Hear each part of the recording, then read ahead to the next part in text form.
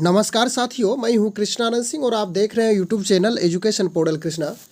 पिछले दिन इस वीडियो में आए हुए यानी कि इसमें जो प्रश्न आया हुआ था, प्रश्न का उत्तर आपसे मांगा गया था, आपने जवाब भी दिया।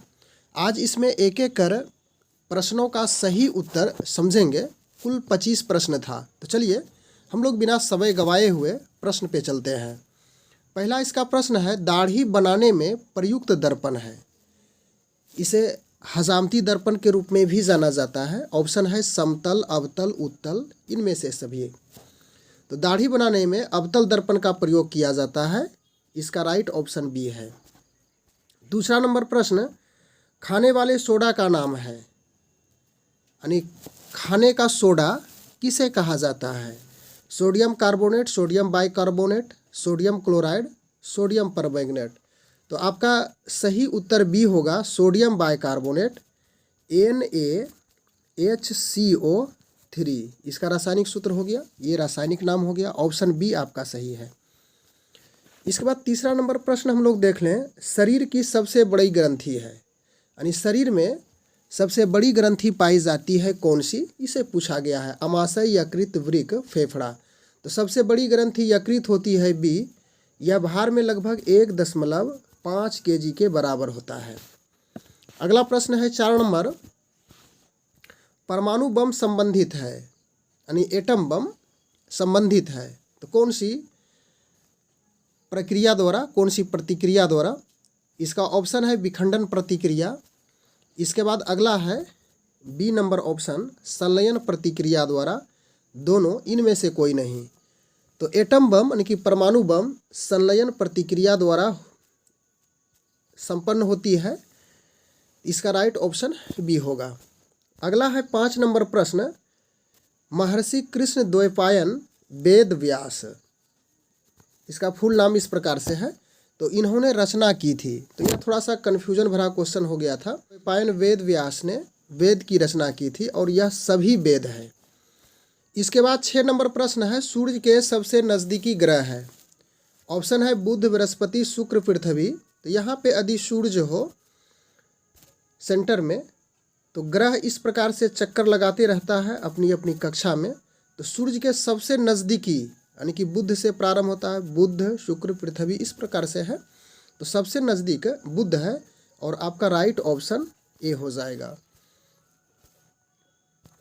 7 नंबर प्रश्न है, नीला ग्रह कहा जाता है, बुध, पृथ्वी, मंगल, बृहस्पति। तो पृथ्वी को नीला ग्रह कहा जाता है और नीला ग्रह कहने का कारण है कि पृथ्वी में पानी पाया जाता है, इस वजह से इसे नीला ग्रह कहा गया है।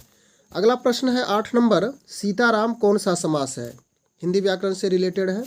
तो सीताराम यह कौन सा होगा? तत्पुरुष, कर्मधारय, द्विगु या तो फिर द्वंद्व होगा।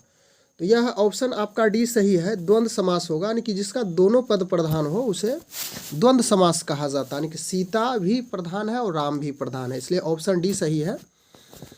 इसके बाद अगला प्रश्न 9 नंबर में हम लोग आ चुके हैं। यहाँ से छोटा छोटा मैथमेटिक्स है। सह आभास संख्या है, तो सबसे पहले हम लोग इस बात को समझ लें कि सह आभास संख्या कही जाती है किसको? तो वैसी दो संख्याएं जिसका मोसो, यदि आप उसका मोसो निकालेंगे और मोसो 1 हो, 1 हो, तो यह सहभाज्य संख्या होती है।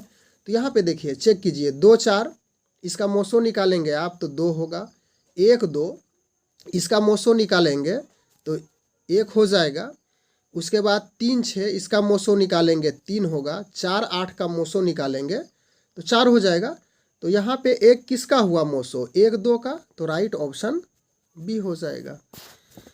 10 नंबर प्रश्न है, यह इंग्लिश से रिलेटेड प्रश्न है। प्रीपोजिशन है, and of as well as none of these. तो प्रीपोजिशन यानी कि हिंदी में यदि कहें तो संबंध सूचक। ऑफ है, यानी कि ऑप्शन नंबर बी होगा, प्रीपोजिशन आपका यहाँ पे ऑफ है। अगला प्रश्न है 11 नंबर, प्रथम विश्व युद्ध के दौरान जर्मनी ने फ्रांस पर कब आक्रमण किया था? इसका राइट ऑप्शन 3 अगस्त 1914 हो जाएगा। इसके बाद 12 नंबर प्रश्न है, यह भी मैथमेटिक्स से संबंधित है। -5 से बड़ा है, तो यहाँ पे ऑप्शन है -6, -4, 0, -12। यानी कि -5 से क्या बड़ा है? तो -5 से छोटा -6 है। इसके बाद इसे देखेंगे तो -5 से -4 बड़ा होगा, लेकिन ऑप्शन तो और भी दिया हुआ है। यह 0 है, सी नंबर। तो -5 से बड़ा 0 यानी कि 0 ग्रेटर देन -5। तो ऑप्शन आपका सी सही होगा। इसके बाद 13 नंबर प्रश्न, यदि दो कोणों का योगफल 180 डिग्री हो तो वह कहलाता है समपूरक कोण, कोटिपूरक, ऋजुपूरक या इनमें से कोई नहीं। तो यदि दो कोणों का योगफल आपका 180 डिग्री पुरता है तो वह समपूरक कोण कहलाता है। और कोटिपूरक कोण में क्या होगा? दो कोणों का योगफल 90 डिग्री यानी कि 90 डिग्री होगा, तो यह कोटिपूरक कोण हो जाएगा। तो राइट ऑप्शन यह ऊपर वाला संपूरक कोण हो जाएगा। इसे ए मान लेंगे, इसे बी, सी और यह डी होगा। तो ए नंबर ऑप्शन सही हो जाएगा। 14 नंबर प्रश्न है, आमीटर को हमेशा जोड़ा जाता है। फिजिक्स का यह प्रश्न है। श्रेणी क्रम, समांतर क्रम, दोनों, इनमें से कोई नहीं। तो आमीटर को हमेशा आप जोड़ेंगे तो इसे श्रेणी क्रम में जोड़ा जाता है। ऑप्शन ए सही है। इसके बाद 15 नंबर प्रश्न है, गैस के रूप में पाया जाता है हीलियम, नियन, आर्गन। तो हीलियम, नियन, आर्गन यह एक अक्रिय गैस है, यानी गैस ही है, तो उपरयुक्त सभी हो जाएगा, डी नंबर ऑप्शन। 16 नंबर प्रश्न है, हीमोग्लोबिन के कारण रक्त होता है। बहुत आसान है, लाल ही होता है रक्त। हीमोग्लोबिन के कारण ही रक्त का रंग लाल होता है। इसके बाद राष्ट्रपिता कहा जाता है। चलिए ऑप्शन देख लेते हैं। महात्मा गांधी, थोड़ा समय मिलेगा आपको सोचने के लिए। वल्लभ भाई पटेल, दादा भाई नौरोजी, इनमें से कोई नहीं। तो राष्ट्रपिता महात्मा गांधी को ही कहा जाता है। ऑप्शन नंबर ए सही है। 18 नंबर प्रश्न, अमीबा एक जीव है। ऑप्शन है बहुकोषीय, द्विकोषीय, उपयुक्त, दोनों, इनमें से कोई नहीं। तो अमीबा इस प्रकार की आकृति होती है और यह एक कोषीय जीव है। तो इसमें से राइट ऑप्शन इनमें से कोई नहीं, डी हो जाएगा। इसके बाद 19 नंबर प्रश्न है, राष्ट्रकवि के रूप में जाना जाता है। ऑप्शन है मैथिली शरण गुप्त, जयप्रकाश, जयशंकर प्रसाद, रामधारी सिंह दिनकर। तो राष्ट्रकवि के रूप में रामधारी सिंह दिनकर को ही जाना जाता है। ऑप्शन नंबर सी सही है। इसके बाद 20 नंबर प्रश्न पुनः यहाँ इंग्लिश से है। राम इज, खाली स्थान है MA। तो यहाँ पे इसका यदि उच्चारण करेंगे आप MA यानी कि यह स्वर वर्ण है, तो इस आधार पे यहाँ N हो जाएगा, यानी कि इसके जो खाली स्थान है यहाँ पे N होगा। Ram is NMA।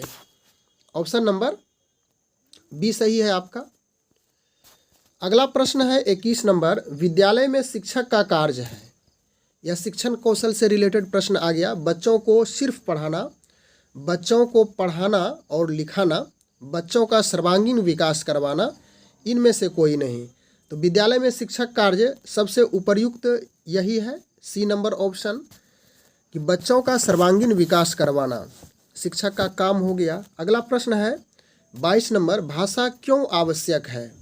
बोलने के लिए, भावना को व्यक्त करने के लिए, लिखने के लिए, उपयुक्त सभी। तो ऑप्शन नंबर डी सही है।